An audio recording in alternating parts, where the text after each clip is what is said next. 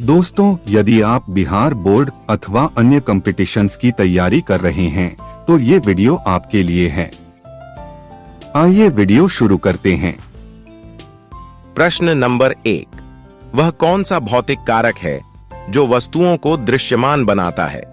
Option A दर्पण, B lens, सी प्रकाश, D प्रकाशीय स्रोत। दोस्तों, सही उत्तर है ऑप्शन सी प्रकाश। प्रश्न नंबर 2। जिस वस्तु से प्रकाश की उत्पत्ति होती है उसे क्या कहते हैं? ऑप्शन ए प्रकाश पुंज, बी किरण पुंज, सी प्रकाश स्रोत, डी सूर्य।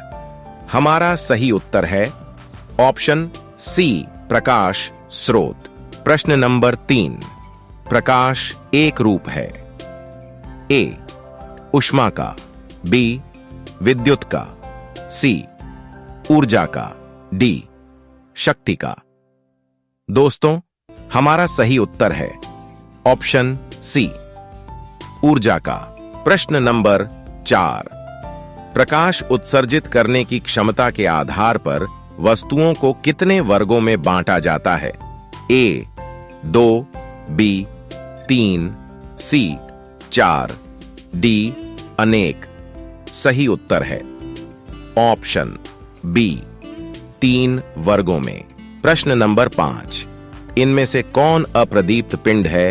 ए तारे, बी सूर्य, सी चंद्रमा, डी जुगनू। आपका सही उत्तर होगा ऑप्शन सी चंद्रमा। प्रश्न नंबर 6। उत्सर्जित प्रकाश के किसी कण पर टकराने के बाद सभी दिशाओं में छितराने की घटना को कहते हैं? ए विकिरण, बी प्रकीर्णन, सी परावर्तन, डी विचलन। दोस्तों, सही उत्तर है ऑप्शन बी प्रकीर्णन। प्रश्न नंबर 7। एक सरल रेखा पर चलने वाले प्रकाश को कहते हैं? ऑप्शन ए विकिरण, बी किरण, सी किरण पुंज, डी प्रकाश। आपका सही उत्तर है ऑप्शन बी किरण। प्रश्न नंबर 8। प्रकाश की किरणों के समूह को कहते हैं? ऑप्शन नंबर ए प्रकाश स्रोत, बी किरण पुंज, सी प्रकाश पुंज, डी इनमें से कोई नहीं। सही उत्तर है ऑप्शन बी किरण पुंज। प्रश्न नंबर 9।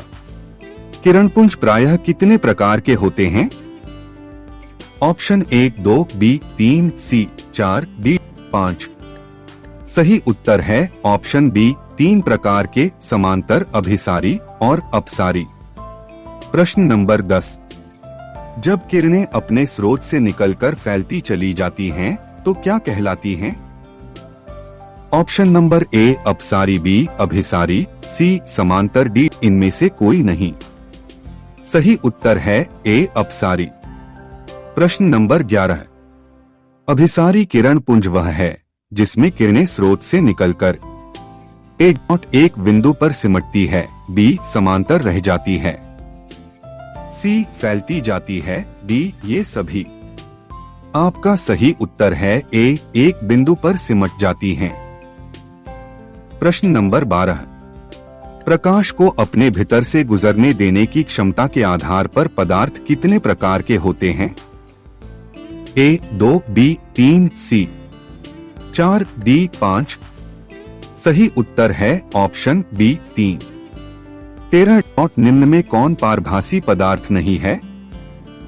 ऑप्शन ए त्वचा, बी कुहासा, सी तेल, डी इनमें से कोई नहीं। सही उत्तर है ऑप्शन डी इनमें से कोई नहीं। और अब प्रश्न नंबर 14। ऐसे पदार्थ जिनसे होकर प्रकाश आसानी से पार कर जाता है क्या कहलाते हैं? आपके ऑप्शन हैं ए पारदर्शी, बी अपारदर्शी, सी पारभासी, डी बटर पेपर। सही उत्तर है ऑप्शन ए पारदर्शी पदार्थ। प्रश्न नंबर 15। किसी वस्तु से टकराकर प्रकाश के लौटने की घटना को कहते हैं?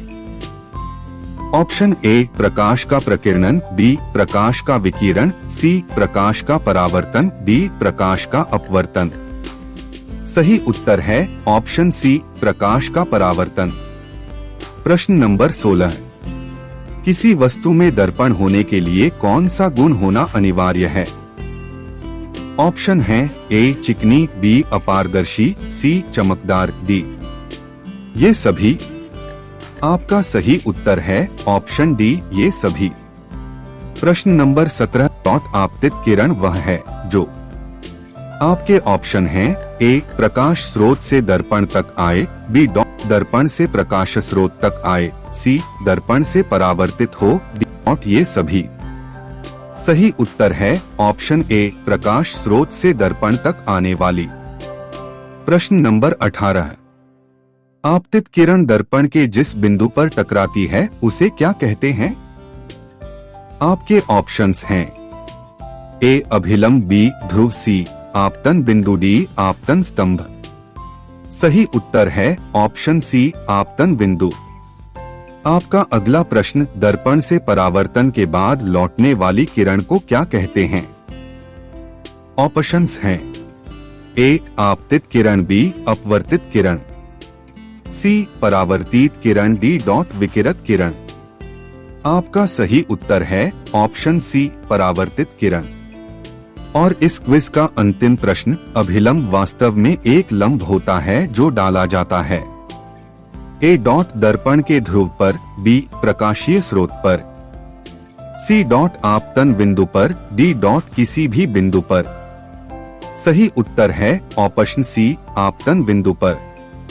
दोस्तों, कैसा लगा हमारा वीडियो? कमेंट करके जरूर बताएं। ऐसे ही और वीडियोस देखने के लिए हमारे चैनल स्टडी विद उमेश को सब्सक्राइब अवश्य करें। धन्यवाद।